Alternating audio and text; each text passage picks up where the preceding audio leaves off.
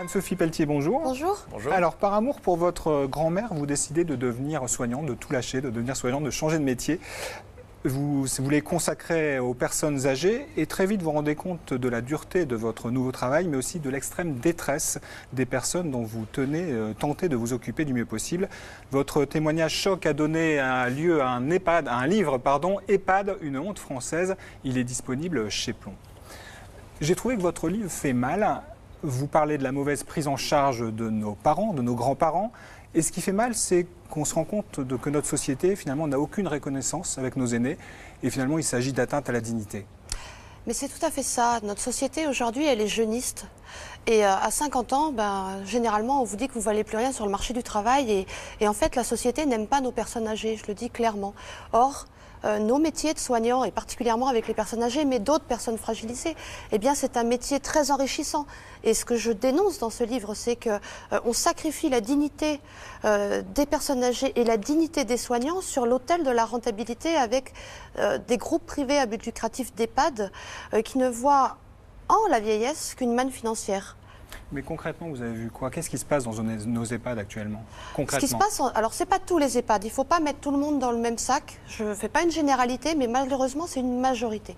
Ce que je vois dans les EHPAD, et je vais en parler d'autant plus que depuis que j'ai sorti ce livre, j'ai énormément de témoignages, eh bien on va parler des unités de vie protégées. Ces unités où on trouve des résidents avec des troubles cognitifs. Eh bien aujourd'hui, à force de fermer des hôpitaux de gérontopsychiatrie publics, eh bien on retrouve dans les unités de vie protégée des résidents qui sont psychiatriquement atteints, que des soignants ne peuvent pas prendre en charge parce qu'ils n'ont pas eu la formation adéquate. Et puis on met en danger et les autres résidents et les soignants parce que justement, il y a un manque de personnel, il y a un manque de formation et les familles sont aussi malmenées parce qu'elles le voient et elles sont captives. Donc j'espère que ce livre va pouvoir, en tout cas, permettre que la peur change de camp et que les soignants osent prendre la parole et que les familles osent prendre la parole. Alors justement, vous parlez de la loi des 3 F. Est-ce que vous pouvez nous expliquer un petit peu ce que c'est? Parce que c'est un peu voilà, c'est symptomatique un petit peu de. Alors je vais encore me faire fâcher parce qu'il paraît que quand on en parle, c'est véhiculer la règle des 3 F, mais c'est parce qu'elle est factuelle. La règle des 3 F, c'est figure, fesses, fauteuil. Voilà, c'est une toilette de chat. Parce que les soignants qui sont en sous-effectif n'ont pas le temps de faire autrement. Aujourd'hui, les soignants s'accusent de faire de la maltraitance alors qu'ils n'en font pas. Ce sont leurs prescriptions de travail qui sont maltraitantes. Puisqu'on leur demande plus du qualitatif plutôt que du quantitatif. Quand vous êtes, on entend Madame Buzyn dire c'est un problème d'organisation. Non, ce n'est pas un problème d'organisation. Les soignants savent très bien s'organiser. Simplement, si vous êtes en sous-effectif, eh bien, il y a des douches qui passent à l'as, il y a une priorisation des soins, et ça, c'est faire fi, et de la vocation des soignants qui se sentent coupables de ne pas pouvoir faire leur travail correctement, et de la dignité de nos personnes âgées. Alors vous vous sentiez isolé quand vous travaillez auprès des personnes chez elles, mais on ressent aussi cette solitude au sein de l'EHPAD que vous rapportez, l'impression d'être quand même assez seul finalement, même en travaillant dans ce qu'on peut considérer une équipe, puisque dans un EHPAD, c'est une équipe, théoriquement. Alors oui, je retrouve cette solitude parce qu'au départ, eh bien, je suis lâchée dans le grand bain, un peu comme au domicile. Et puis mes collègues aussi sont très affairés à faire ce qu'elles ont à faire. Et puis on se rend compte que le sous-effectif est une maladie chronique où on n'a pas trouvé de traitement.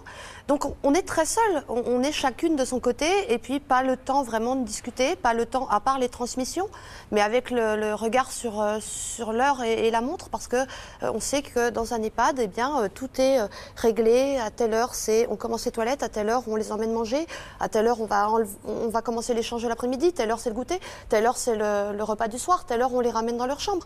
Donc tout est tellement chronométré que s'il y a le moindre grain de sable qui se met dans les rouages, eh bien, c'est toute la journée qui est retardée, et au final, ça pèse sur les personnes âgées.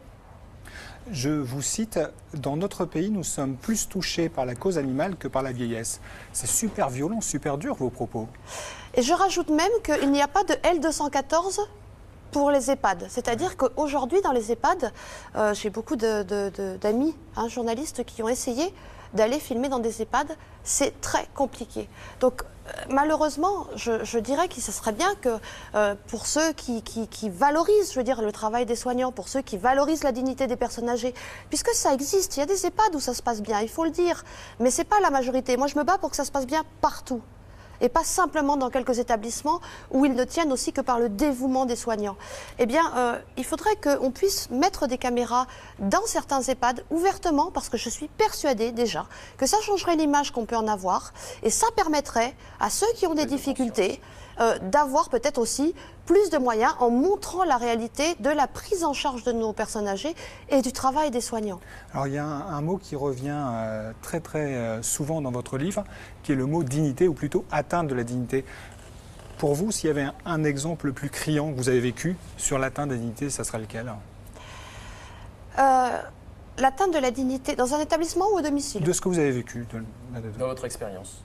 Alors, la plus grosse atteinte à la dignité que j'ai connue, c'est, je pense, l'histoire de Fantine, qui est envoyée dans un EHPAD public parce qu'elle n'a plus d'argent pour payer un EHPAD privé à but lucratif.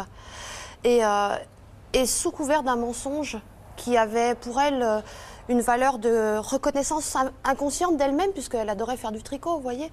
Eh bien, en fait, on lui a menti et elle est partie dans un EHPAD public. Et là, c'est, je pense, ce qui m'a frappé le plus. Mais après, il y a tellement de situations. Parce qu'il y a des moments où vous pouvez quand même, et je le raconte dans le livre, quand cette dame qui a soi-disant tout oublié se remet au piano, resait lire une partition. C'est des moments forts, c'est des moments où... Il y a aussi des moments un petit peu de grâce, effectivement, voilà, dans votre livre, des moments forts de partage. Tout n'est pas que négatif. Tout n'est pas que négatif. Il faut que ça se passe mieux partout. Vous, on comprend bien dans ce que vous dites que quelquefois vous êtes écœuré, vous serrez les dents, et vous serrez les dents jusqu'à temps que vous n'en puissiez plus. C'est en avril 2017 où vous vous mettez en grève. Alors je ne me mets pas en grève toute seule, hein. Je n'ai pas fait ça toute seule, on ne peut pas se battre tout seul. Hein. Et on se bat avec des collègues qui ont été aussi très courageuses.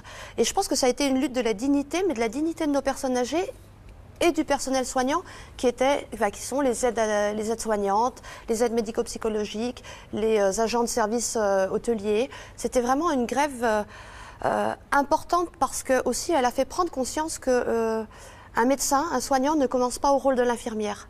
Il y a tout un tas de monde en dessous. Et nous sommes vraiment les pierres angulaires de leur bien-être, parce que nous travaillons avec, nous en prenons soin tous les jours.